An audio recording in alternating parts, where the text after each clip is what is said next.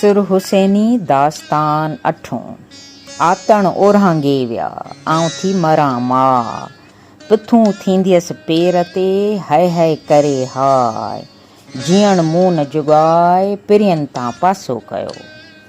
आतण ओरहांगे विया अङण मूं अफ़सोस दीवानीअ सी दोस्त साथी आहे सुञ में।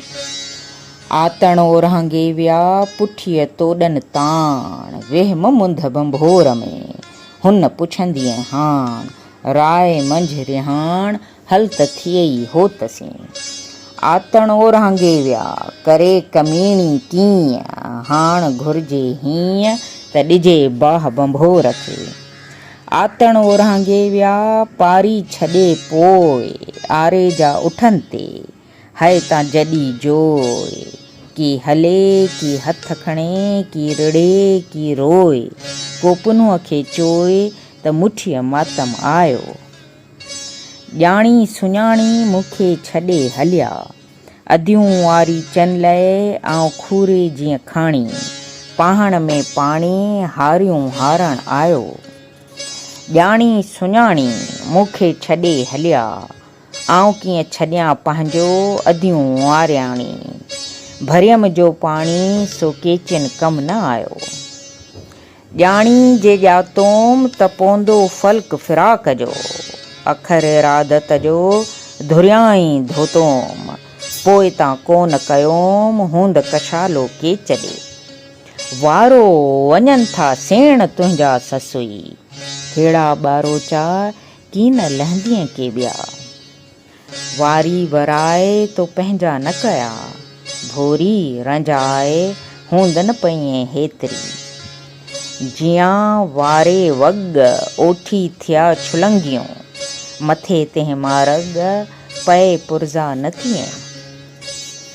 दुखाईंदे दुहड़ा मुंद सिणाए वञ पिरियाणो म भञ साथ चढ़ंदो लकीअं छिजम कतारां साथ चढ़ंदो लकीअं मुछण थिए पुआं वॻ वाटई न लहीं।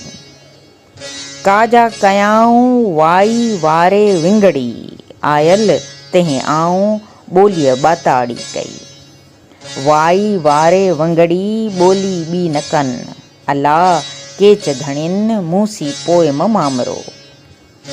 काजा आंदी केचियन वणकारां वाई सुणी मूं साई नेणे निंड विह थिए।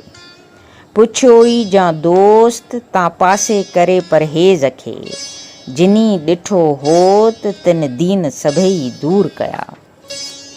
हलो ऐं मल्हो ॾुख म पसो ॾोथिया सुंहों जो साथ जो सो मूं होत सलो आं बि थिए भलो आऊं पिण गॾिजां पिरीअ खे।